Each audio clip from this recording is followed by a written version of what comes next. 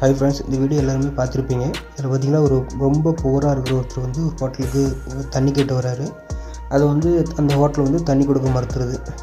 இதை பார்த்த ஒருத்தர் என்ன பண்ணுறாருன்னா, என்னென்ன ஆச்சுன்னு கேட்குறாங்க. கேட்கும்போது தண்ணி வாங்க வந்தால் தண்ணி இல்லைன்னு சொல்லிட்டாங்க, கொடுக்க மாட்டேங்கிறாங்கன்னு சொன்னோன்னே இவர் அடுத்த நிமிஷமே இதுதான் ஒரு கடவுள்னு சொல்லலாம். அந்தளவுக்கு அவங்களுக்கு ஃபுட்டு, கூல்ட்ரிங்க்ஸ் எல்லாம் வாங்கி கொடுத்து அவங்களுக்கு அந்த ஒரு சமயத்தில் யாரும் இல்லைங்கிற ஒரு சுச்சுவேஷனில் கூட நமக்கு ஒருத்தர் இருக்காங்க, உதவி பண்ணுறாங்கும்போது அது கடவுளுக்கு நிகரானதான் சொல்லுவோம்.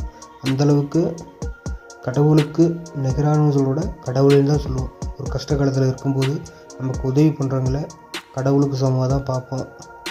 இதே மாதிரி நம்ம காசு பணம் வச்சுருந்தாலும் கொண்டு போக போகிறதில்ல, நம்மளால் முடிஞ்ச அளவு மற்றவங்களுக்கு பண்ணலாம். அது நமக்கு ஒரு கஷ்டம் வரும். அந்த கஷ்டத்தில் நமக்கு